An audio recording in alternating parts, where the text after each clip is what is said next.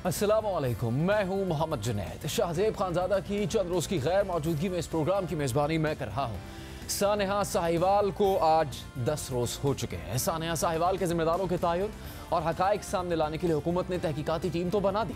इस कमेटी ने इब्तदाई रिपोर्ट भी पेश कर दी, मगर इस GIT से मुतासरीन खलील और ज़ीशान के घर वाले मुतमईन नहीं हैं। उन्हें इस टीम पर एतमाद ही नहीं है। सानेहा साहिवाल के अहल खाना को GIT पर तहफ़्फ़ुज़ात है और वो जुडिशल कमीशन बनाने का मुतालबा कर रहे हैं। सानेहा साहिवाल के मुतासरीन खलील और ज़ीशान के अहल खाना आज सेनेट की कामिया कमेटी बराए दाखिला के सामने पेश हुए। कमेटी के इजलास में शरीक होने से पहले मकतूल ज़ीशान की वालदा का कहना था तो उनका बेटा चला गया और इस पर उनके बेटे पर दहशतगर्द का लेबल भी लगा दिया गया। उन्हें इंसाफ चाहिए। मुझे इंसाफ चाहिए और मेरे बेटे के ऊपर जो लेबल लगाया गया है दहशतगर्द का, एक तो हमारा बेटा छीन लिया, वही हमारा सहारा था, और दूसरा ऊपर हमारे लेबल लगा दिया है कि हम जी ना सके। हमें भी जीते जी मार दिया इन्होंने। हम इंसाफ चाहते हैं बस बेटे, और कुछ नहीं चाहते। तो आज कमेटी में आप क्या बात करेंगी? यही बात करेंगे। वही पुलिस मारने वाली है, वही पुलिस GIT बनाने वाली है। हमें क्या पता GIT क्या होती है। इंसाफ चाहिए। बड़ा ही जायज़ मुतालबा है। ज़ीशान की वालदा का सेनेट की कायमा कमेटी बराए दाखिला का इजलास साबिक वज़ीर दाखिला रहमान मलिक की सदारत में हुआ। इजलास के दौरान मुस्लिम लीग नून के सेनेटर जावेद अब्बासी ने कायमा कमेटी की जानिब से बनाई गई GIT को मुस्तरद कर दिया और कहा कि GIT को ख़त्म करके जुडिशल कमीशन बनाया जाए। इजलास के दौरान सेनेटर जावेद अब्बासी का कहना था कि साहिवाल वाक़े पर हुकूमत ने 5 मरतबा मौक़िफ़ बदला, जिस पर सेनेटर आज़म स्वाति और सेनेटर जावेद अब्बासी के दरमियान तल्ख़ कलामी भी हो गई। इजलास के दौरान जावेद अब्बासी ने नुक्ता उठाया कि सारे केस में पुलिस वाले मुलव्विस हैं। पुलिस वालों ने खुद फायरिंग की और GIT में भी पुलिस के लोग हैं तो वो खुद इंसाफ नहीं करेंगे। इजलास के दौरान मकतूल खलील के भाई ने तहरीरी तौर पर वाक़े की तफसीलात पढ़कर सुनाई। मकतूल ज़ीशान की वालदा ने कमेटी में बयान देते हुए कहा कि उनका बेटा उनका वाहिद सहारा था। अगर ज़ीशान को दहशतगर्द करार दिया था तो उसे जिंदा क्यों नहीं पकड़ा। इजलास के बाद सेनेटर रहमान मलिक ने कहा कि जुडिशल कमीशन बनाने के लिए वज़ीर आज़म को ख़त लिख दिया है। 3 दिन तक इंतज़ार करेंगे, जिसके बाद इस मामले को ऐवान में उठाया जाएगा। सानेहा साहिवाल हुकूमत के लिए एक बहुत बड़ा टेस्ट केस है कि वो मुतासरा ख़ानदान के तहफ़्फ़ुज़ात दूर करें और इंसाफ के तकाज़े पूरे करने के लिए जुडिशल कमीशन बनाने का ऐलान करें। इस हवाले से हम बात करेंगे सेनेट की कामिया कमेटी बराए दाखिला के चेयरमैन रहमान मलिक साहब से। रहमान मलिक साहब, शुक्रिया आपके वक्त का। आप बिल्कुल मौसर आवाज़ उठा रहे हैं। सानिया साहिवाल के बाद इंतज़ामिया का मौक़िफ़ आप सुन चुके हैं। होम सेक्रेटरी ने तफसील दी, लवाहिकीन से भी हतमी तौर पर आपकी मुलाकात हो गई। एक तनाज़ा इस पर भी खड़ा हो रहा था। जो वजह क्या है, जो कह रहे हैं कि एतबार नहीं है GIT पर, इसलिए जुडिशल कमीशन का मुतालबा है, यही वजह है पीछे सिर्फ अब तक जो मालूमात आपके सामने आई है? Junaid, thank you very much. देखें, जब ये इसका मैंने नोटिस लिया था तो उस वक्त सबसे पहले जो मेरे जहन में ख्याल आया था वो इंसाफ था उन लोगों के साथ अगर ये ज़्यादती हुई, और इसलिए मैंने सबसे पहले चीफ मिनिस्टर पंजाब से बात की और मैंने कहा FIR हो चुकी है, लेकिन जिन लोगों ने फायरिंग की, इट लुक टू मी कि ये या मोटिव्स हैं या ये गूफ टॉप या मैश्ड अप हुई ऑपरेशन। दोनों सूरतों में जो एक्शन है ज़रूर होना चाहिए। और आई अप्रिशिएट ऑन रिकॉर्ड कि जो चीफ मिनिस्टर थे उन्होंने उस पर एक्शन लिया और उन ऑफिसर्स को विदिन 24 अरेस्ट किया। उसके बाद जब कमेटी में हमने ये मामला उठाया, और कमेटी हमारी बड़ी एक डेमोक्रेटिक वे से चलती है जिसमें सारी चीज़ें सामने रखी जाती हैं और सारी ही पार्टियों के लीडरशिप उसमें मौजूद होती है। और एक चीज़ मैं बड़ी वाज़ह कर दूं, ख्वाह वो पाकिस्तान पीपल्स पार्टी है, PTI है, JUI है, या जो भी जितनी पार्टी, सबका एक मौक़िफ़ है कि इन लोगों को इंसाफ होना चाहिए और तह तक पहुँचना चाहिए। तो पहली मीटिंग में ये फ़ैसला कर लिया गया था कि जुडिशल कमीशन होना चाहिए, क्योंकि GIT जो है वो नहीं पुलिस ऑफिसर्स की है और पुलिस ऑफिसर्स ही इस केस में मुलव्वस हैं। लिहाजा सबका ये ख्याल था कि शायद कोई रियायत बरती जाएगी। लिहाजा इन सारी चीज़ों को सामने रखते हुए जो सबसे पहले मैंने 41 क्वेश्चन ड्राफ्ट किए जो इस वक्त पब्लिक हो चुके हैं, फिर उससे पहले 12 क्वेश्चन दिए और हमने वो होम डिपार्टमेंट को भी भेज दिए, फेडरल गवर्नमेंट को भेजे, और साथ ही साथ हमने IG को भी और चीफ मिनिस्टर को भी मैंने सारे के सारे भेजे और मैंने कहा मुझे इनका जवाब चाहिए। आज जो हमने लॉयकीन को बुलाया तो हमारा मकसद ये था कि हम उनका पॉइंट ऑफ व्यू भी लें। और ये मैं आपने जिस अंदाज से वो कहा कि आखिर वो आपके पास आ ही, लेकिन मैं ये अर्ज़ कर दूं कि इससे पहले हमने ना कभी उनको बुलाया, ना हमने कभी उनको नोटिस किया। मैं उस डिटेल में नहीं जाना चाहता। पहली दफ़ा बुलाया और मैंने खुद बात की, जलील से भी बात की और उसके भाई जो शाम थे, चले अच्छी बात है, आपने खुद समझ लिया, वजाहत भी कर दी, हम इसको तस्लीम करते हैं क्योंकि अब उनकी लवाकिन साहब की मुलाकात हो गई है।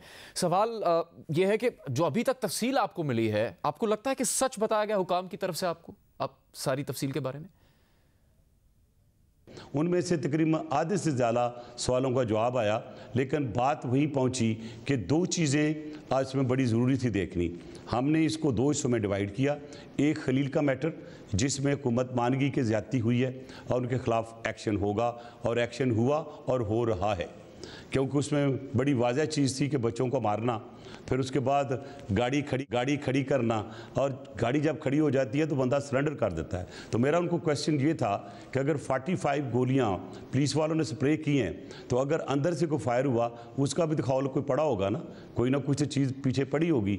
और दूसरा, अगर उनके पास सुसाइड जैकेट्स थी तो उसमें फिर फायरिंग करने की क्या ज़रूरत महसूस हुई? क्या ये बम फट के इर्द गिर्द जो दो सुसाइड जैकेट अगर इकट्ठी फटती तो उसका कितने असरात होते? बहरहाल सारी चीज़ों को मद्देनज़र रखते हुए हम इस नतीजे पहुँचे कि जो मामला इस वक्त दूसरे बच्चे का है उसको हम ज़रा थॉरोली देखेंगे, और अगर वो टेररिस्ट था तो उसमें हमें ये देखना था कि क्या कोई FIR हुई, कोई ट्रायल हुई, कोई किसी किस्म का नोटिस हुआ। और अगर कोई टेररिस्ट है, जैसे उनकी वालदा ने कहा कि देखिए अगर मेरा बेटा टेररिस्ट था उसको मारा क्यों गया, कानून तो इजाज़त नहीं देता किसी को मारने की, वो ट्रायल की कहता है, वो अरेस्ट की कहता है। तो 25 साल से वो उस इलाके में रह रहे थे, उनकी वालदा का ये ख्याल था कि वो अरेस्ट किया जा सकता था। ये तो वाज़ेह हो गया था कि CTD की तरफ से झूठ बोला जा रहा है, गलत बयानी की जा रही है। वहाँ मौजूद आम शहरियों ने, मीडिया ने आवाज़ उठाई। वाज़ेह हो रहा है कि अंधाधुंध दिन दहाड़े गोलियां बरसाई गई दर्जनों, और खलील के ख़ानदान को और ज़ीशान को वहाँ पर कत्ल कर दिया गया। CTD एहलकारों की तरफ से ये आपने खुद भी जिक्र किया कि किस तरह उनको शायद उसी वक्त गलती का एहसास हो चुका था, बच्चों को जिस तरह वो छोड़कर गए और एक अफरा तफरी का शिकार हो गए थे। ये सवाल आपने किया कि उनको ये हुक्म किसने दिया था कि वहीं मौके पर गोलियां बरसा देनी है, बगैर पूछे, बगैर चेक किए, या गिरफ्तार करने की कोशिश नहीं करनी? बिल्कुल। देखिए जी, आपका क्वेश्चन का बड़ा प्लजेबल आंसर है कि मैंने पहले एक लफ्ज़ इस्तेमाल किया था, आइदर से गूफ्ड अप, मैश्ड अप, या ये मोटिव के साथ हुआ है। इन सारी चीज़ों को अगर आप देखें तो 6 दफ़ा पुलिस की स्टेटमेंट चेंज हुई कि कभी वो कहते थे कि ये टेररिस्ट का साथी है, कभी कह रहा था कि जी हमने मोटरसाइकिल साथ लेके गए, उन्होंने फायरिंग करके रोका। बेसिकली जो ऐनी शायद उन्हें कहा है कि गाड़ी को एक साइड मार के वहाँ पे खड़ा किया गया, और जब गाड़ी खड़ी हो गई तो उसके बाद फिर उस पर गोलियाँ चलाना तो नहीं बनता था, वो सरेंडर कर दिया ना। अब ये बच्चों वाला जो मामला है, इसमें जो ऐनी शायद ये कहते हैं कि जब तीनों एडल्ट्स को मार दिया गया और एक बच्ची जो जिसको 6 गोलियां लगी हैं, उसका 2 जो बच्चियां थी उनको माँ ने नीचे सीट के नीचे कर दिया था, जो वो गोलियों से बच गई। लिहाजा ये चीज़ भी आज कंसिडरेशन में आई, इससे पहले भी कंसिडरेशन में आई। और जो हमारे सवाल गए हैं उन सवालों में ये भी शामिल है कि जो इन्वेस्टिगेशन हो रही है, और अगर जुडिशल कमीशन को ये चीज़ जाती है, जो कि जाएगी, क्योंकि आज मैंने इमरान खान साहब को भी ख़त लिख दिया है कि जुडिशल कमीशन कायम किया जाए, और उस जुडिशल कमीशन के TORs में कुछ हम भी कोशिश करेंगे कंट्रीब्यूट करने की, और उन TORs में ये जो आपने सवाल उठाया है ये भी उसमें शामिल होगा। 3 बहुत अहम बातें सामने आती हैं कि किसने हुक्म दिया था CTD एहलकारों को कि गोलियां बरसा दें।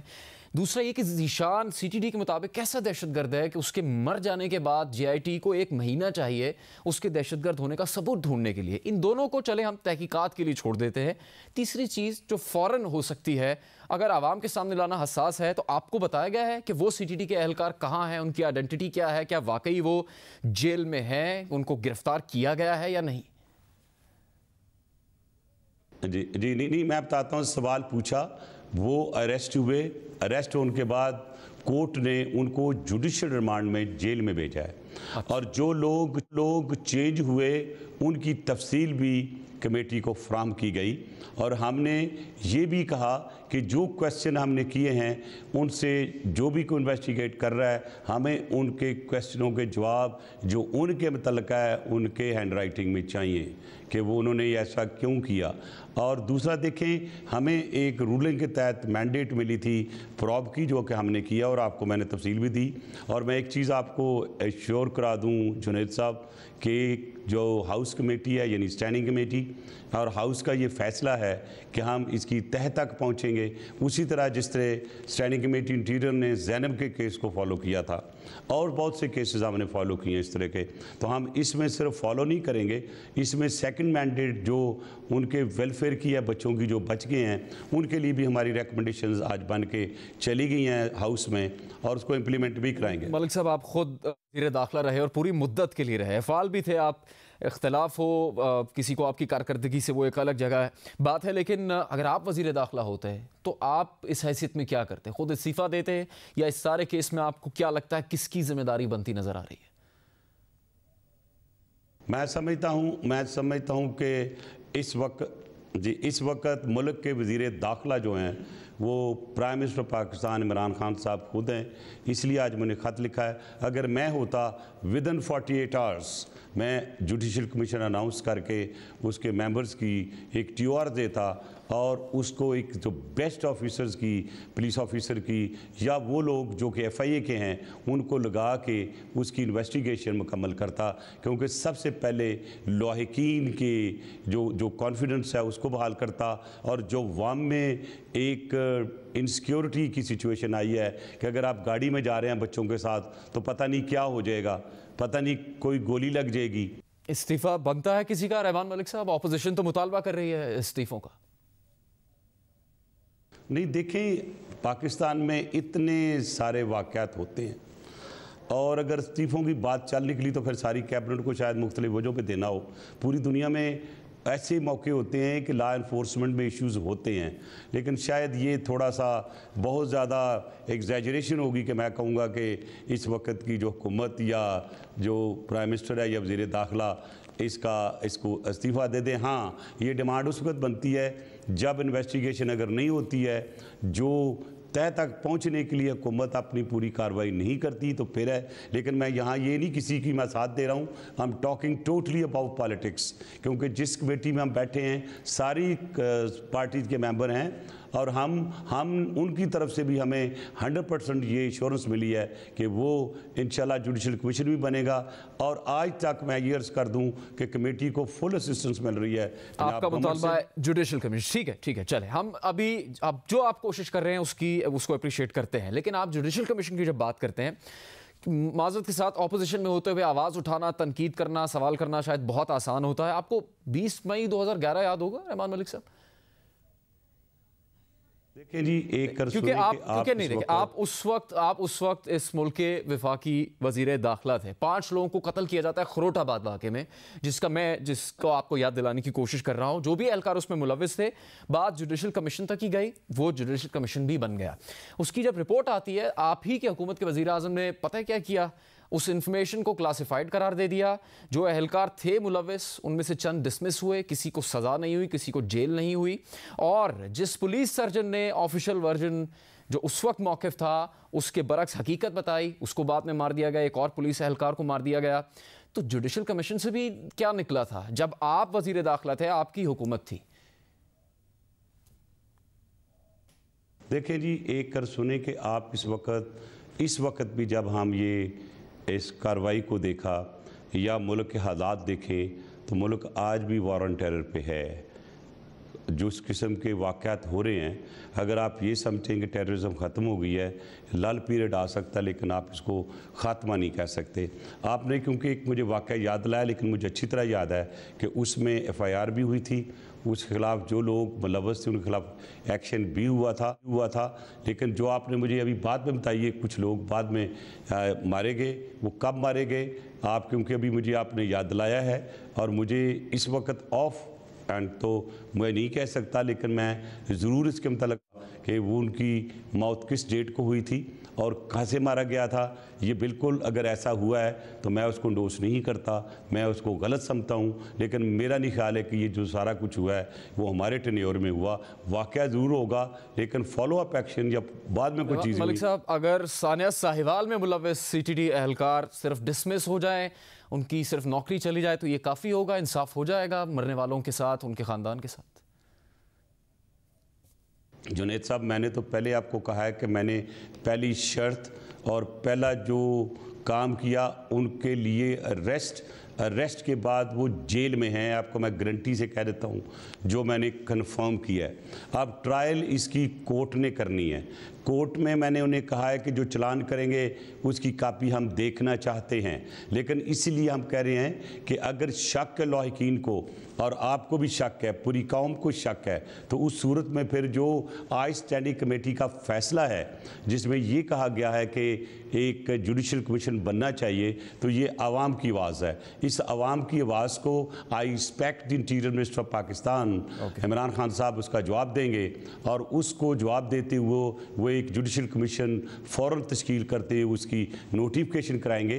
तो उसमें जब जुडिशल कमीशन जो आपके वसवसे हैं वही वसवसे मेरे हैं, वही वसवसे काम के हैं और वही वसवसे जो हैं वो लाहिकीन के हैं। तो जब पूरी कौम मुत्तफ़िक है एक बात पे, तो फिर हुकूमत को भी उसी पेज पे आना होगा और इसको एक टेस्ट केस बनाते हुए हम आगे लेके चलेंगे। और मैं एक जुनैद साहब आपको यकीन दिलाता हूँ, पूरी कौम को यकीन दिलाता हूँ कि जिस तरह से सेनेट हाउस में और सेनेट कमेटी ने ये मामला उठाया है, हम इसको बिल्कुल इसकी तह तक जाएंगे और लॉजिकल कंक्लूजन पे लेके जाएंगे। बहुत शुक्रिया रहमान मलिक साहब। सेनेट की कमेटी और सानिया साहिवाल में मारे जाने वाले अफराद के लवाहिकीन का एक ही मुतालबा है, जुडिशल कमीशन बनाया जाए। देखना यह है कि हुकूमत ये मुतालबा पूरा करती है नहीं, और जिम्मेदारों को इंसाफ के कटहरे में लाने का भी वादा पूरा होता है या नहीं। प्रोग्राम में एक ब्रेक, जिसके बाद बात करेंगे पाकिस्तान पीपल्स पार्टी की, जो एक तरफ नजर आ रहा है कि महाजराई की तरफ भी जा सकती है, लेकिन साथ ही उम्मीद रखे हुए है कि शायद जिन केसेस में वो समझती है कि उसके साथ ज्यादती हो रही है उसमें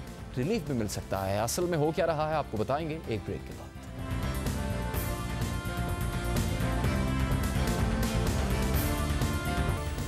जनवरी के महीने में सिंध हुकूमत और पीपल्स पार्टी की आला क़यादत के खिलाफ 2 अदालती फैसले आए और पीपल्स पार्टी इन दोनों अदालती फैसलों से मुतमईन नहीं। कल पीपल्स पार्टी के शरीक चेयरमैन आसिफ अली जरदारी ने जाली अकाउंट्स केस में नज़रसानी अपील दायर की, और आज बिलावल भुट्टो ने ऐलान किया कि वो सिंध के अस्पतालों को विफाक को मुंतकिल करने के खिलाफ कानूनी जंग के साथ साथ सियासी जंग भी लड़ेंगे। कुछ कुव्वतें की कोशिश है, वो 18वीं तरमीम को अंडरमाइन करना चाहते हैं, आपके इदारे आपसे छीनना चाहते हैं।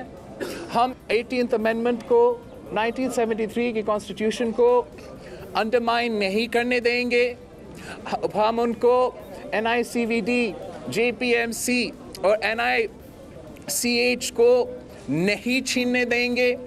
हम अपने लीगल ऑप्शंस भी इस्तेमाल कर रहे हैं। हमारा सिंध हुकूमत का रिव्यू भी होगा सुप्रीम कोर्ट में, और मैं पूरा सियासी जिद्दोजहद करने के लिए तैयार हूँ, मैं लॉन्ग मार्च करने के लिए तैयार हूँ, मगर मैं 18वीं आइन पर एक आंच भी नहीं आने दूँगा। जब भी सिलेक्टेड हुकूमत आता है, हमारा पानी बंद कर देते हैं, हमारा गैस बंद कर देते हैं, हमारा पैसा खा जाते हैं। ये हम बर्दाश्त नहीं करेंगे। हम अपना हक निकालेंगे हुकूमत से। हम वफाक को ऐसा हमारे हक पर डाका नहीं डालने देंगे। 16 जनवरी को सुप्रीम कोर्ट ने 18वीं तरमीम से मुताल्लिक केस में सिंध के 3 बड़े सरकारी अस्पतालों को वफाकी हुकूमत को देने का हुक्म दिया, जिस पर पहले बिलावल भुट्टो ने पार्लियामेंट में तनकीद की और आज भी उनका कहना था कि वो इन अस्पतालों को वफाक को नहीं देंगे, और उन्होंने इशारा दिया कि वो लॉन्ग मार्च भी कर सकते हैं। मगर दूसरी तरफ आसिफ अली जरदारी को यह लगता है कि जाली अकाउंट्स केस में मामलात अब बेहतर होंगे, क्योंकि साबिक चीफ जस्टिस साकिब निसार अब ओहदे पर नहीं है। कल सीनियर सहाफ़ी आरिफ निज़ामी साहब के साथ इंटरव्यू में आसिफ अली जरदारी का कहना था कि उनके केस में साबिक चीफ जस्टिस इस्तेमाल हुए, उन्हें उम्मीद है कि अब मामला ठीक हो जाएंगे। ये जो चीफ जस्टिस थे, कोई इनको खुसूसी अनाथ साहब से या किसी के कहने पे ये सब कुछ हो रहा था या हो रहा है? बल्कि हो रहा था, मैं समझता हूँ किसी के कहने पे। तो यह माजी का किस्सा अब ठीक हो जाएगा सब? मैं उम्मीद तो यही रखता हूँ। साकिब निसार के पास भी जो प्रेयर थी उसमें हमने चैलेंज किया हुआ था JIT के बनने को। ये एक अहम बयान है। साबिक चीफ जस्टिस साकिब निसार ने ही जाली अकाउंट्स का सो मोटो नोटिस लिया था और वो अपनी रिटायरमेंट से पहले केस की सिमत तय करके गए थे, मगर आसिफ जरदारी ये समझते हैं कि वो इस पूरे अमल में इस्तेमाल हुए मामला सिर्फ यहाँ तक महदूद नहीं है। आसिफ जरदारी कल के इंटरव्यू पर मुख्तलिफ इशूज़ पर खुलकर बोले और उन्होंने जाली अकाउंट से मुतालिक एक दिलचस्प बात भी कही। उनका कहना था कि मारूफ बिजनेसमैन अकील ढेरी कह चुके हैं कि बिना जाली अकाउंट्स के बिजनेस हो ही नहीं सकता। हर बिजनेसमैन के हजारों जाली अकाउंट्स होते हैं। जाली अकाउंट्स के इसके अलावा उन्होंने अहम सियासी मामलात पर भी बात की। गुज़श्ता दौरे हुकूमत में नून लीग की बलूचिस्तान हुकूमत गिराने से मुतालिक आसिफ अली जरदारी का कहना था कि वो इलेक्शन सपोर्ट के लिए एक सियासी हिकमत अमली थी ताकि उन्हें रोका ना जाए, तंग न किया जाए। बलूचिस्तान की हुकूमत गिराने से मुतालिक बिलावल भुट्टो के तर्जुमान मुस्तफ़ा नवाज खोकर पहले भी कह चुके हैं कि वो एक गलती थी। और दूसरी तरफ कल के इंटरव्यू में आसिफ अली जरदारी ने मिलिट्री कोर्ट से मुतालिक भी अहम बयान दिया। उनका कहना था कि फौजी अदालतें नाकाम हो चुकी हैं, सिर्फ लटकाना मसले का हल नहीं है। अब ये पहली मरतबा नहीं है कि पीपल्स पार्टी मिलिट्री कोर्ट्स की मुखालफत कर रही है, बल्कि गुज़श्ता कई दिनों से पीपल्स पार्टी का मौक़िफ़ रहा है कि वो मिलिट्री कोर्ट्स की हिमायत नहीं करेंगे। साथ ही आसिफ अली जरदारी की तरफ से मुसलसल ये बयानात आते रहे हैं कि उन्हें मसला मुझसे नहीं बल्कि 18वीं तरमीम से है और दीवार से इतना ना लगाया जाए कि आवाम उनके काबू से बाहर हो जाए। इनको सिर्फ तकलीफ हमारी 18वीं तरमीम की है और प्रेशर मुझ पर डाल रहे हैं। हालांकि मैं इनको समझा रहा हूँ कि अगर मैं अकेला मान भी जाऊँ आपकी बात तो पार्टी नहीं मानेगी। बहरहाल ये देखते हैं कि ये मैच कहाँ जाता है। ये अवाम को हक नहीं देना चाहते। अभी इनकी जंग मुझसे सिर्फ 18वीं तरमीम पे है। इसलिए कि प्लॉट तो ख़त्म हो गए, ज़मीनें पूरे पाकिस्तान की ख़त्म हो गई, अब बाकी बचे हैं कोई गैस, कोई ऑयल, कुछ ये ज़ख़ीरे। अब ये चाहते हैं कि वो भी ले लें। तो मैं उन्हें ये कहना चाहता हूँ कि इतना दीवार से मत लगाओ, इतना दीवार से मत लगाओ। ये मेरे हाथ में फिर अवाम नहीं रहेगी। 18वीं तरमीम के हवाले से पीपल्स पार्टी का मौक़िफ़ बिल्कुल वाज़ेह है। बिलावल ने आज सड़कों पर आने का इशारा दे दिया और आसिफ अली जरदारी भी कह चुके हैं कि अगर वो मान भी गए तो उनकी पार्टी नहीं मानेगी। क्या वाकई आइंदा आने वाले दिनों में पीपल्स पार्टी 18वीं तरमीम के मामले पर सड़कों पर होगी? आसिफ अली जरदारी के इंटरव्यू और बिलावल भुट्टो जरदारी के आज के बयान पर ही हम बात करेंगे सीनियर तज्ज़ियाकार सहाफ़ी आरिफ निज़ामी साहब से। आरिफ साहब, शुक्रिया आपके वक्त का। आपने इंटरव्यू में बड़े खुलकर सवाल किए जरदारी साहब से और किसी हद तक उन्होंने खुलकर जवाब भी दिए। अब एक तरफ वो कहते हैं कि साबिक चीफ जस्टिस नहीं है तो बेहतरी आ सकती है, हम समझते हैं कि अच्छा ये उनका ज़रा मसालेताना बयान है, लेकिन फिर बिलावल भुट्टो का आज का बयान वो कहते हैं कि कानूनी जंग भी लड़ेंगे, सियासी जंग भी लड़ेंगे, अस्पताल 18वीं तरमीम के तहत सिंध हुकूमत को मिले वापस नहीं करेंगे। तो क्या जारहाना होगी पीपल्स पार्टी की हिकमत अमली या मुख्तलिफ तरीका इख्तियार करने जा रहे हैं? मेरा ख्याल है, देखें इसको आप इस तरह देखें कि जो जरदारी साहब एक इंटरव्यू दे रहे थे वो अपने अंदाज से ज़रा नपी तोड़ी बातें कर रही थी। बिलावल साहब एक और फोरम पे उन्होंने बात की और ये थोड़ी सी गुड कॉप और बैड कॉप वाली बात भी हो सकती है दबाव डालने के लिए। लेकिन बुनियादी तौर पे जरदारी साहब का ये तज्जिया खाली उनका ही नहीं है। इस मुल्क में बहुत सारे लोग हैं जो ये समझते हैं और जुडिशरी में भी लोग समझते हैं और लीगल फ्रेटर्निटी में भी कि जिससे साकिब निसार ने सो मोटो का नोटिस लेते हुए एग्जेक्टिव के बहुत सारे इख्तियारात पर उनसे तजावुज़ किया अपने इख्तियारात से और उन पर उनको इंक्रोच किया। अब ये उसमें चाहे ये जो बात है कुछ टेकिंग ओवर करने की इंस्टीट्यूशंस की या स्कूलों के मामलात, निजी हस्पतालों के मामलात और लीगल मामलात भी, जरदारी साहब के सारे केसेस सिंध से यहाँ पिंडी में मुंतकिल करने के मामला, तो क्योंकि जो नए चीफ जस्टिस हैं उनके बारे में आम तौर पे ये कहा जा रहा है कि वो अपनी एक्टिविटी जो है वो सो मोटो नोटिस की बजाय अदालत की 4 दीवारी में जैसे कि पहले भी उतर करेंगे। तो उस सूरत में जरदारी साहब को जायज़ तौर पे ये उम्मीद है कि शायद उनको कोई बेहतर सलूक उनके साथ हो। लेकिन अगर उनकी ये बात मान ली जाए कि ये सब कुछ जो है किसी के कहने पे हो रहा है, तो जो पहले कहते रहे हैं वो अब भी कहेंगे। दूसरे 18वीं तरमीम का जो मामला है ये भी एक बड़ा दिलचस्प किस्म का मामला है। इसमें दरअसल ये है कि ये कहा जाता है, जो मैंने कल जरदारी साहब से पूछा भी, कि ये कहा जाता है कि सूबों के पास इतनी कैपेसिटी नहीं है अब्जॉर्ब करने की फ़ंड्स को। लेकिन उससे ज़्यादा मसला ये है कि फेडरल गवर्नमेंट जो है वो बिल्कुल अपने आप को कलाश महसूस कर रही है कि उनके पास पैसे नहीं रहे। और उसमें एक और जो चीज़ ये है कि जो एस्टेब्लिशमेंट ये फील करती है कि उनके जो जायज़ जो अखराजात हैं उसके लिए भी वफाकी हुकूमत जो है वो बिल्कुल इस पोजीशन में नहीं है कि वो पूरे करे। और वैसे ही आपको पता है कि इकॉनमी की सूरत हाल बड़ी ख़राब है, तो इसलिए वो रीविज़िट करना चाहते हैं। लेकिन ये मैं जरदारी साहब से इत्तफाक करूँगा कि इसके बड़े एक दफ़ा हो गया, सही हुआ गलत हुआ, ये इस पर अलग बहस हो सकती है। लेकिन अगर आप ऑटोनॉमी लेने की कोशिश करेंगे पाकिस्तान की फेडरेशन में, तो उसके नतायज जो हैं वो अच्छे नहीं निकलेंगे। ठीक है आरिफ साहब, अब जरा हम दोनों तरफ देखें। एक तरफ जरदारी साहब का बयान, इंटरव्यू, आपको बिलावल साहब का बयान कि वो किस तरह से सोच रहे हैं, और फिर अगर जो प्रोसेस है जीआईटी की तहकीकात का जाली अकाउंट्स पर, वो भी आगे बढ़ रहा है। शायद कोई अहम पेशियां होने वाली हैं जीआईटी में अगले चंद दिन में। फिर 17 रेफरेंसेस फाइल हो सकते हैं। नैब तक चला गया मामला, चेयरमैन नैब अलग मुतहरक हो चुके हैं। तो आपको लगता है कि उन्हें कोई रिलीफ मिलेगा इस केस में, या फिर ये इसको जद्दोजहद करनी ही पड़ेगी पीपल्स पार्टी को? अगर वो कह रहे हैं सड़कों पर आएंगे, एहतजाज करेंगे, वही रास्ता बचेगा उनके लिए? देखिए, ये बड़ी जो आपने बिल्कुल सही उठाया, रिलीफ तो मुझे मुश्किल लगता है। ये बड़ी ही लंबी और तवील लीगल जंग जरदारी साहब लड़ेंगे। और आप देखें जो नैब के अख्तियारात हैं वो इतने ज़्यादा हैं और इतने आर्बिट्री हैं कि शहबाज शरीफ साहब को बुलाया और उन्होंने साफ पानी केस में और आशियाना हाउसिंग स्कीम में उनको फ़ौरन उनका रिमांड ले लिया, हालांकि वो कोई फ्लाइट रिस्क नहीं थे। तो इसी तरह ये जरदारी साहब को जब मर्जी धर लें और बाकी लोगों को भी। तो इस सूरत हाल में तो ये वो पहले वाली सूरत हाल नहीं, खासी एक किस्म की फोकस किस्म की जंग है जो लड़ी जा रही है। लेकिन सवाल जो है इसमें पॉलिटिकल सिर्फ ये है कि अगर आप जरदारी साहब को भी, बिलावल को भी, इधर नवाज शरीफ को भी, शहबाज शरीफ को भी, सबको फारिग कर देंगे, क्योंकि आपको तो पता है ना कि जो कोर्ट्स में मुख्तलिफ लोग जा रहे हैं कि इनको डिस्क्वालीफाई भी किया जाए फॉर लाइफ, जिस तरह नवाज शरीफ को दिया था 62(1)(f) या जो भी मुतल्लका क्लॉज है उसके नज़दीक। तो क्या इस मुल्क में एक ही जमात होगी जो हुक्मरानी करेगी? ये एक अलग सोचने वाली बात है। लेकिन जरदारी साहब का ख्याल ये है कि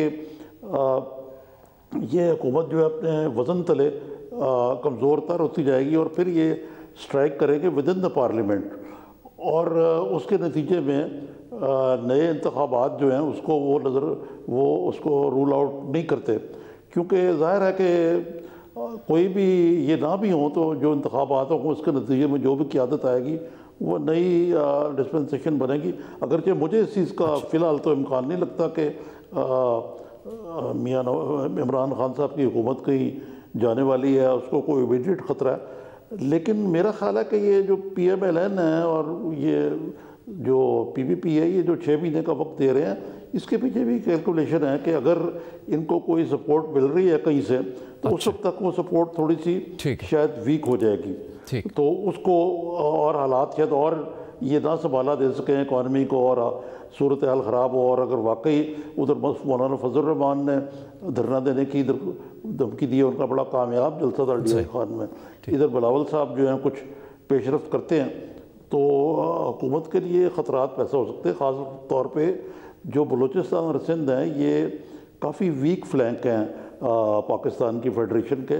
इस ज़मन में ज़रा एहतियात बरतनी पड़ेगी हुकूमत को भी और बाकी अदारों को भी। बहुत शुक्रिया आपका। आरिफ निज़ामी साहब कह रहे हैं कि रिलीफ पीपल्स पार्टी को बहुत ज़्यादा मुमकिन नज़र नहीं आता, और उस सूरत में पीपल्स पार्टी की जिद्दोजहद बढ़ सकती है, एहतजाज बढ़ सकता है, सड़कों पर आने का ऑप्शन है।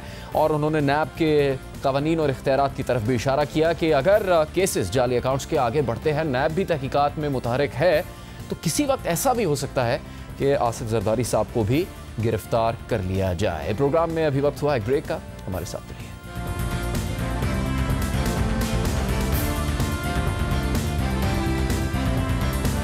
पंजाब में 10 साल तक मुसलसल इख्तिदार में रहने वाली मुस्लिम लीग नून ने पंजाब में मजीद 2 सूबे बनाने का मुतालबा कर दिया है। मुस्लिम लीग नून का मुतालबा है कि पंजाब में जनूबी पंजाब और बहावलपुर 2 मजीद सूबे बनाए जाएं। इसके लिए मुस्लिम लीग नून ने आइन में तरमीम का बिल भी कौमी असम्बली में जमा करवा दिया। नून लीग के इस मुतालबे ने तहरीक इंसाफ को मुश्किल में डाल दिया है, क्योंकि तहरीक इंसाफ ने इंतखाबात से पहले मुस्लिम लीग नून से अलग होने वाले जनूबी पंजाब सूबा महाज को साथ मिला लिया था और यह वादा किया था कि इक़्तिदार में आने के बाद तहरीक इंसाफ जनूबी पंजाब को सूबा बनाएगी, मगर इस हवाले से एक कमेटी का क़याम और बयानात के अलावा कोई और बड़ी पेशरफ्त हो नहीं सकी है। ऐसे में मुस्लिम लीग नून ने कदम उठाया है और हुकूमत से मुतालबा किया है कि वो नून लीग की आईनी तरमीम की हिमायत करे। आज हमने कौमी असम्बली में मुस्लिम लीग नून की तरफ से आईनी तरमीमी बिल जमा करा दिया है और हम उम्मीद करते हैं कि हुकूमत जिसने साउथ पंजाब कार्ड को पिछले इलेक्शन में इस्तेमाल किया और साउथ पंजाब के अंदर लोगों को बहकाया इस नाम पे कि हम आपको सूबा एक अलहदा बना के देंगे, अब इस हुकूमत का इम्तिहान है। हम हुकूमत को दावत देते हैं कि अगले कौमी असम्बली के इजलास में वो इस आईनी तरमीम के ऊपर इत्तफाक़ राय के ज़रिए दोनों सूबों के क़याम के रास्ते में कदम बढ़ाएं। इस मामले पर अब सूरत हाल काफ़ी दिलचस्प है, क्योंकि अगर तहरीक इंसाफ नून लीग के बिल की हिमायत करती है तो ये नून लीग की कामयाबी होगी और अगर मुखालिफत करती है तो अपने इंतखाबी वादे से पीछे हट जाएगी। नए सूबे के लिए हुकूमत अगर खुद से भी कोई कदम उठाती है तो इसके पास कौमी असम्बली में मामूली अक्सरियत है। इसे कौमी असम्बली और सेनेट में अपोजिशन की हिमायत दरकार होगी। मुस्लिम लीग नून की जानिब से कौमी असम्बली में जमा करवाई गई तरमीम के मुताबिक आइन के आर्टिकल 1 में तरमीम से बहावलपुर और जनूबी पंजाब के सूबों की तश्कील के अल्फाज शामिल किए जाएँ। बिल के मुताबिक आइनी तरमीम में लिखा गया है कि बहावलपुर सूबा बहावलपुर के मौजूदा इंतजामी डिवीजन पर मुश्तमिल होगा, जबकि जनूबी पंजाब सूबा मौजूदा डेरा गाजी खान और मुल्तान डिवीजन पर मुश्तमिल होगा। तरमीम के बाद ये डिवीजन सूबा पंजाब की हद से निकल जाएंगे। बिल में मजीद मुतालबा किया गया है कि आइन के आर्टिकल 154 में तरमीम की जाए, जिसके जरिए नेशनल कमीशन बराए नए सूबा जात तश्कील दिया जाए ताकि सूबों के हदूद और दीगर अमूर का तयन हो सके। जबकि आइन के आर्टिकल 175 में तरमीम करके सुप्रीम कोर्ट और हाई कोर्ट के नए सूबों में प्रिंसिपल सीट्स कायम की जाए। मुस्लिम लीग नून का कहना यह है कि 9 मई 2012 को पंजाब असम्बली अपनी अलग करारदादों में बहावलपुर सूबा और जनूबी पंजाब सूबे के क़याम की मुत्तफ़िका तौर पर मंजूरी दे चुकी है। अब तकरीबन 7 साल बाद मुस्लिम लीग नून कौमी असम्बली में तरमीमी बिल ले आई है। हालांकि तहरीक इंसाफ का ये इंतखाबी नारा तौर पर वज़ीर आज़म इमरान खान से मुख्तलिफ TV चैनल्स के एंकर्स के साथ इंटरव्यू में भी जनूबी पंजाब सूबे के हवाले से पूछा गया तो वज़ीर आज़म इमरान खान ने कहा कि कप्तान अपनी हिकमत अमली तब्दील करता रहता है। अहम बात यह है कि पीपल्स पार्टी पहले ही जनूबी पंजाब सूबे के क़याम का मुतालबा कर चुकी है और बिलावल भुट्टो ज़रदारी कौमी असम्बली में हुकूमत को जनूबी पंजाब के हवाले से ताउन की पेशकश भी कर चुके हैं। नून लीग के इस बिल पर अब तहरीक इंसाफ क्या मौक़िफ़ इख्तियार करेगी? यह अहम क्यों है? इसलिए कि मुतालबा खुद तहरीक इंसाफ का इंतखाबी नारा था। तहरीक इंसाफ इस बिल की हिमायत करती है तो मुस्लिम लीग नून को फ़ायदा हो सकता है, मुखालफत करेगी तो अपना इंतखाबी नारा उस पर सवाल उठेंगे। हम बात करेंगे सीनियर तजज़ियाकार सीनियर सहाफ़ी इरशाद भट्टी साहब से। इरशाद साहब, मुस्लिम लीग नून का ये बिल लाना उस पर तहरीक इंसाफ तनकीद कर रही है। खैबर पख्तूनख्वा से जो तैमूर झगड़ा साहब है वो ये कह रहे हैं कि ये पॉइंट स्कोरिंग है, ये फ़ायदा उठाने की कोशिश है। तो मुस्लिम लीग नून पे तो इसलिए तनकीद करें, चले कर ली तनकीद, लेकिन क्या तहरीक इंसाफ से फिर ये सवाल नहीं होगा कि वो इसकी मुखालफत क्यों करें? क्योंकि उनका तो इंतखाबी नारा था, उन्होंने तो ये करना है, वादा पूरा करना है जनूबी पंजाब सूबे का। देखिए, पहली बात तो ये जुनेद भाई कि ये पॉइंट स्कोरिंग नहीं है, ये टोपी ड्रामा है, एक पॉलिटिकल स्टंट है, एक हुकूमत पे दबाव बढ़ाने का एक तरीका है। यानी 7 साल बाद दर्द जागा मेरी महबूब पार्टी के दिल में कि साउथ का एक सूबा होना चाहिए। आपने यानी 5 साल दोनों भुगता गए, अल्हम्दुलिल्लाह दोनों भुगता गए। एक ने कहा कि हम एक सूबा बनाएंगे, आखिरी दिनों में, इलेक्शन के आखिरी दिनों में पाकिस्तान पीपल्स पार्टी ने करारदाद कौमी असम्बली में पेश की और उसके बाद फरतुल्लाह बाबर को उसका कमीशन का हेड बना दिया और अल्लाह अल्लाह खैर सल्लाह। उसके बाद ये लोग आए, इन्होंने तो 2 कदम आगे गए, पंजाब असम्बली से 2 करारदादें 5 की 2 सूबे बनाए जी, एक नहीं 2 सूबे बनाए और उसके बाद अल्हम्दुलिल्लाह चिरागों में रोशनी रही। 7 साल हो गए। आज इनको पता है हुकूमत मुख्तलिफ मसाइल में है, लेफ़्ट राइट है, कोई बुज़दार का मसला, कोई साहिवाल का मसला, कोई DPO का मसला, मईशत का मसला। यानी एक ये साबित करने के चक्कर में कि नायल हुकूमत है कि पहले ये तो यानी वो जो करप्शन की कहानियाँ हैं वो अलहदा, ये साबित करने की कोशिश में है कि ये नायल हुकूमत है, इसलिए एक और ऊपर से ले आया अल्हम्दुलिल्लाह। बड़ी खूबसूरत बात की। यानी अब जरदारी साहब की मैं बात, जरदारी साहब की कहा करते थे ये ग्रेटर पंजाब बनाने वाले हैं। इनको सूट करता है कि ये मुस्लिम लीग नून को कि साउथ का एक अलहदा सूबा हो? ये नहीं सूट करता इनको। ये क्यों नहीं सूट करता? क्योंकि ये जो तख्त लाहौर है उसको कायम रखना चाहिए था। और दूसरी बात यह है कि शहबाज शरीफ साहब पूरे मुल्क में घूमा करते थे और कहा करते थे कि जिसने तरक्की देखनी है लाहौर आके देख ले, और फिर वो लाहौर में इतने लोग आए कि वो सांस लेना मुश्किल हो गया। तो ये एक पॉलिटिकल स्टंट है, एक ऐसे ही है। पाकिस्तान तहरीक इंसाफ इस पे क्या करेगी? इस पे यही करेगी, वो पहले ही कह चुके हैं कि हम वो लाएंगे, पहले बल्दियाती इलेक्शंस वो करवाएंगे ना, उसमें जाएंगे और उसके बाद इसकी तरफ करेंगे। और एक दूसरा मुस्लिम लीग नून का ये भी एक बड़े मज़े का एक गेम है कि अगर आप इसमें जाते हैं, नहीं जाते तो कहेंगे देखा अपने वादे से मुकर गए, जाते हैं तो चूंकि साउथ में पाकिस्तान तहरीक इंसाफ की मकबूलियत है, अच्छा। और यानी ज़्यादा MPs हैं, ज़्यादा उनके पास मेंबर हैं, तो इधर इनकी है। तो ये भट्टी साहब, अगर आप कहें कि ये एक सियासी खेल है या ड्रामा है मुस्लिम लीग नून का, तो तहरीक इंसाफ की हुकूमत इसीलिए फिर इस तरमीमी बिल की हिमायत नहीं करेगी क्योंकि मुस्लिम लीग नून का ड्रामा है, और तो फिर उसके अपने दावे का और इंतखाबी वादे का क्या होगा? फिर कुछ अरसे बाद वो ड्रामा कहलाया जाएगा? न बिल्कुल, अल्हम्दुलिल्लाह। देखिए 2-3 चीज़ें बड़ी इसमें ज़रूरी हैं।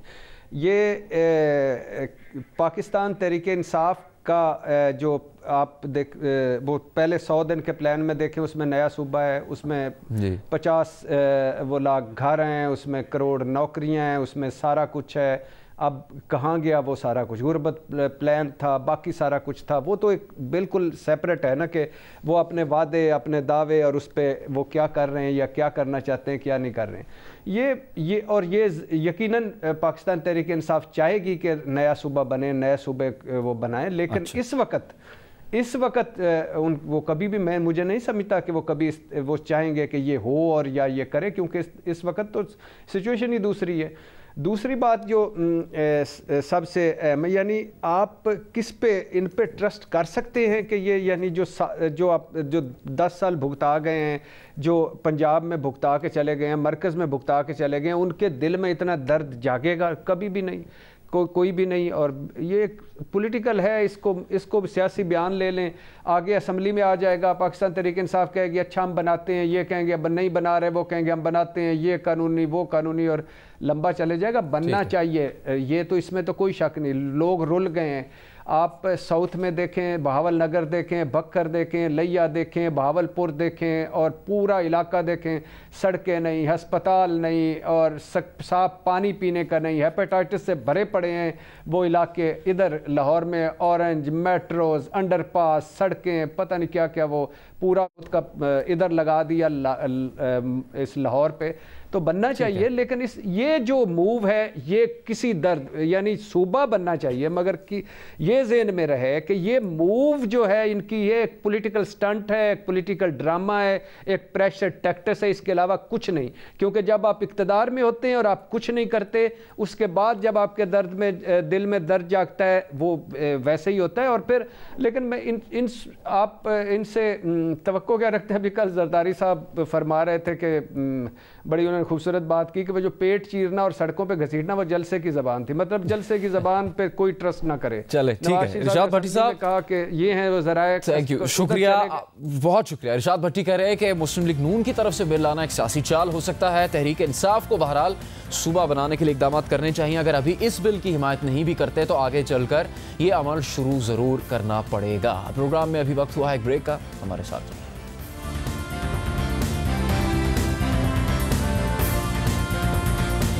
ऑपोजिशन लीडर शहबाज शरीफ आशियाना हाउसिंग केस में गुज़श्ता साल अक्टूबर से नैब की हिरासत में है। अब उन्होंने जमानत पर रिहाई के लिए लाहौर हाई कोर्ट से रुजू किया है, लेकिन नैब समझती है कि शहबाज शरीफ को जमानत नहीं मिलनी चाहिए। इसीलिए अदालत में आज नैब ने ताखीरी हरबे इस्तेमाल किए, जिस पर आज लाहौर हाई कोर्ट ने भी नाराज़गी का इजहार किया है। लाहौर हाई कोर्ट में शहबाज शरीफ की दरखास्त जमानत की समाअत जस्टिस मलिक शहजाद अहमद ने की। इनकी सरबराही में 2 रुकनी बेंच ने यह समाअत की और गुज़श्ता समाअत पर दिए गए अदालती हुक्म के बावजूद जवाब जमा न करवाने पर नैब के वकील पर नाराज़गी का इजहार किया। इस मौके पर उनका नैब के वकील से मुकालमा हुआ। नैब प्रोसिक्यूटर ने शहबाज शरीफ की जमानत से मुतालिक जवाब दाखिल करवाने के लिए मजीद मोहलत की दरखास्त की, जिस पर अदालत ने नैब के वकील पर नाराज़गी का इजहार किया। इस मौके पर शहबाज शरीफ के वकील ने अदालत को बताया कि उनके मौकिल को 50 दिन जिस्मानी रिमांड पर रखा गया। इतने दिन तो दहशतगर्दों को भी नहीं रिमांड पर रखा जाता, और अब नैब की जानिब से जवाब दाखिल नहीं करवाया जा रहा। नैब के वकील ने केस की समाअत 1 हफ्ते के लिए मुलतवी करने की दरख्वास्त की, जिसे अदालत ने मुस्तरद कर दिया और केस की रोजाना की बुनियाद पर समाअत का फैसला किया। इस मौके पर जस्टिस मलिक शहजाद ने रिमार्क्स दिए कि 7 माह गुजर चुके, मजीद ताखीर नहीं होने देंगे। आपने रेफरेंस दायर कर दिया, अब आपके कमेंट्स की ज़रूरत नहीं। इन रिमार्क्स पर नैब के वकील ने जवाब जमा करवाने के लिए 4 रोज़ की मोहलत मांगी, जिस पर जस्टिस मलिक शहजाद ने नैब के वकील को तंबीह करते हुए कहा कि अब आप दोबारा नहीं बोलेंगे, खामोश होकर दलाइल सुने और तहरीरी कमेंट्स कोर्ट में जमा करवा दें। उन्होंने नैब वकील को मुखातिब करते हुए कहा कि आप देखें, फाइल्स का ढेर लगा हुआ है, इनके भी फैसले करने हैं। इसके साथ ही अदालत ने शहबाज शरीफ के वकील को दलाइल जारी रखने की हिदायत की। समाअत आगे बढ़ी तो जस्टिस मलिक शहजाद का शहबाज शरीफ के वकील से भी मुकालमा हुआ। उन्होंने पूछा कि ये बताएं कि आपके मौकिल का पैरागॉन से ताल्लुक़ क्या है। शहबाज शरीफ पर नैब ने तो कई इल्ज़ाम लगाए हैं। इल्ज़ाम है कि पैरागॉन कंपनी को फ़ायदा देने के लिए कॉन्ट्रैक्ट कैंसिल किया गया, जिस पर शहबाज शरीफ के वकील ने कहा कि ये सिर्फ इल्ज़ाम है, ऐसा कुछ नहीं, कोई गैर कानूनी काम नहीं किया गया। उनके मौकिल का पैरागॉन से कोई ताल्लुक नहीं। गुज़श्ता साल 10 जनवरी को केस की इंक्वायरी शुरू हुई, 22 जनवरी को शहबाज शरीफ को तलब किया गया और 7 मई को इन्वेस्टिगेशन रिपोर्ट में शहबाज शरीफ का कोई जिक्र नहीं किया गया कि वो मुलव्वस है। शहबाज शरीफ के वकील ने दलाइल जारी रखते हुए कहा कि लतीफ़ सन्स ने जाली दस्तावेज़ात पर ठेका लिया, जिसे मनसूख किया गया। 1 पैसा और 1 इंच ज़मीन सरकार की नहीं दी गई। इस मामले की तहकीकात के लिए जो दरख्वास्त आई, उसमें भी शहबाज शरीफ का कोई जिक्र नहीं। ये वाहिद केस है जिसमें डीजी नैब ने मीडिया पर आकर बयानात दिए। अदालत ने दरख्वास्त जमानत पर समाअत 6 फरवरी तक मुलतवी कर दी और स्पेशल प्रोसिक्यूटर नैब को हर सूरत जवाब जमा करवाने का हुक्म दिया। अब रोज़ाना की बुनियाद पर समाअत होगी, तो इसलिए आने वाली समाअतें इस हवाले से अहम हो सकती हैं। प्रोग्राम का यहाँ पर इख्तिताम होता है। अगले प्रोग्राम में आपसे मुलाकात होगी। इजाज़त दीजिए। अल्लाह हाफ़िज़।